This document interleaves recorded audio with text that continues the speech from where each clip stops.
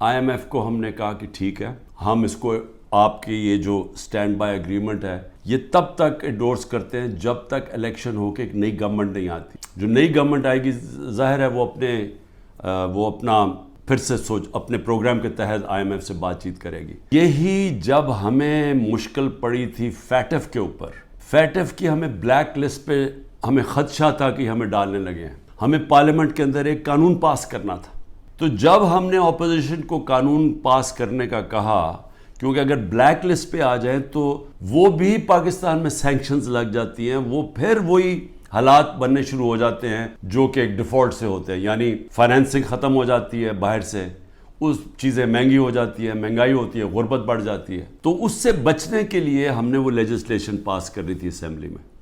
تو جب ہم نے یہ PDM کے لوگوں کو کہا کہ یہ ہماری مدد کریں یہ لیجسلیشن پاس کرنے میں، تو انہوں نے آگے سے کہا کہ پہلے ہمیں NRO دو، نیب کے اندر چینجز لے کے آؤ، جو ہمارے اوپر پہلے ان کے دور کے جو کرپشن کے کیسز تھے وہ معاف کرو، اور اگر وہ آپ نہیں کریں گے تو ہم آپ کے ساتھ نہیں دیں گے. اور ہم نے وہ NRO نہیں دیا، انہوں نے ساتھ نہیں دیا. اس کے باوجود ہم نے پھر وہ اللہ کا کرم ہے کہ ہم وہ لیجسلیشن پاس کر گئے، اور آج جو فیٹ سے نکلے ہیں وہ بہت بڑی چیز تھی، وہ جو ہم نے قانون پاس کیا تھا.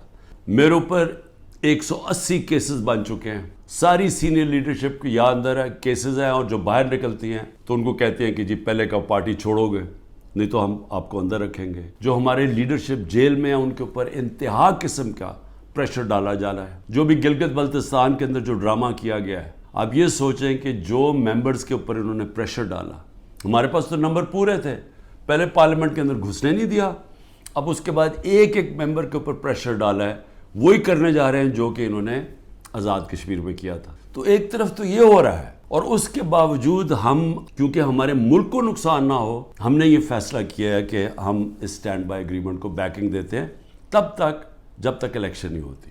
میں نے IMF کے جو امریکہ سے جو ہیڈ تھے ان سے جو میں بات کر رہا تھا، ان کو میں نے ایک چیز سمجھائی کہ میں نے کہا جب تک اس ملک میں پولیٹیکل سٹیبلٹی نہیں آتی، سیاسی استحکام نہیں آتا، تو یہ جس طرح یہ ملک چل رہا ہے، یہ اب تھوڑی دیر اگر آپ 3 ارب دے بھی دیں گے اور 3 ارب ڈالر کی دینے میں تھوڑے سے اور ڈالرز بھی 5-6 ارب ڈالر اور بھی آ جائیں گے، تو یہ تو کینسر کا علاج ڈسپلن سے ہو رہا ہے. یہ جب سے رجیم چینج ہوا ہے، جب سے ہماری گورنمنٹ گرائی ہے، تب سے کوشش کر رہے ہیں پارٹی کو ختم کرنے کی. اور کوئی ان کو جو سب اوپر پاور میں بیٹھ کے تحریک انصاف کو ختم کرنے کی کوشش کر رہے ہیں، ان کو کوئی ملک کی فکر نہیں ہے. انہوں نے جو پاکستان کی معیشت سے کیا، میں آپ کو پھر کہتا ہوں دشمن بھی نہ کریں. 3 ارب ڈالر کا ہمیں مل رہا ہے اس وقت IMF سے اسٹینڈ بائی اگریمنٹ میں جو پیسہ آئے گا. 7 ارب ڈالر صرف ایک سال میں پاکستان کو نقصان ہوا ہے ایکسپورٹس کی کمی میں اور ریمیٹنسز کی کمی میں.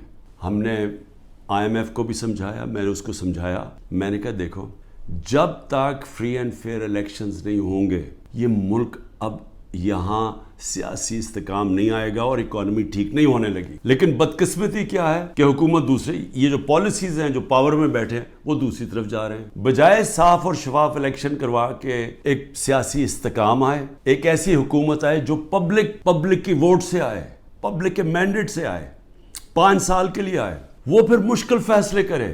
مشکل فیصلے کا مطلب اصلاحات کرے. ہم نے IMF کو یہ بھی کہا کہ اس وقت ہمارا جو کمزور طبقہ ہے شدید مشکلات میں ہے، اور اس وقت یہ جو پروگرام آپ دیں اس کے اندر ان کا خاص دھیان رکھا جائے. صحت کارڈ کو کئی کی جگہ ختم کیا جا رہا ہے. یہ ایک اتنی بڑی نعمت ہے غریب لوگوں کے لیے، مڈل کلاسز کے لیے، سفید پوش کے لیے، کہ اتنی مہنگائی کے اندر کم از کم ان کا علاج وہ جائیں تو کم از کم وہ جو ہمارا صحت کارڈ کہ 10 لاکھ روپے تک ان کو کسی بھی ہسپتال میں علاج ملنا چاہیے، اس کو رول بیک کیا جا رہا ہے.